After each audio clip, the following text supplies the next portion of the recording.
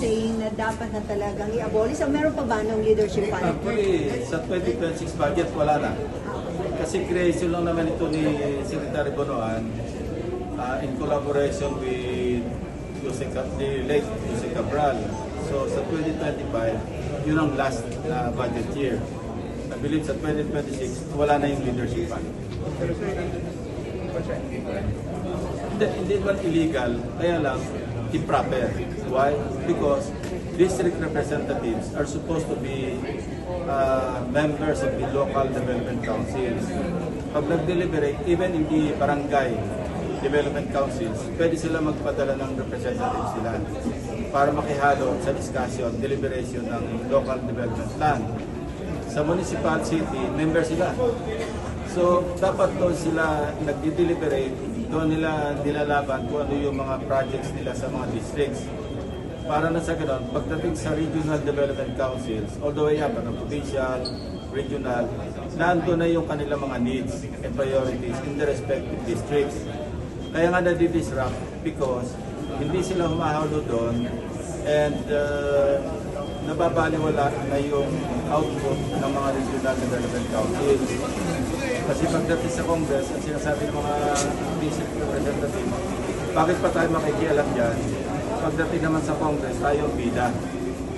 So at that time, nag-deteriorate na nga na umabot na pati yung net. Hindi na kasama yun sa authorization phase na tinatawag. Kasi apat yung phases eh, preparation, authorization or legislation, implementation, yung babalik sa executive for implementation, and of course, accountability. Dito na yung oversight, COA, etc. So, kaya na-disrupt yung budget cycle o yung budget process because of this shenanigans, so to speak. Yung po yung tinawag ni Cabral kay Tito Sen, ganyan ba yun? Yeah, kasi pagkapanalo ni Tito Sen, nag-text na nga si late Jose Cabral sa staff niya. Sabi ko kay Senator Soto, meron siyang 500 na pang-allocable. And hindi nagsabit si Senator Soto. Pinakita niya nga sa akin kasi ako yung nag-chair ng Blue Ribbon. And of course, alam niya, active ako sa budget deliberation. Senator, bakit kailangan ng tanggalin niya? Nadi-disrupt ka. Saka hindi dapat makidip ng fingers yung mga congressmen, mga senators sa budget preparation. Because that is within the domain of the executive, down to the local levels, mga LGUs. Dapat walang pakialam. Ang pakialam ng Congress, congressmen and senators, doon sa tinatawag na authorization phase, meaning legislation. Doon pwede mag-amend, aka insertion.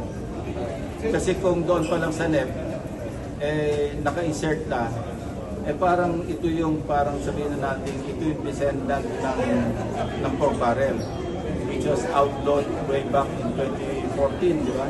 Outlawed na yan declared unconstitutional.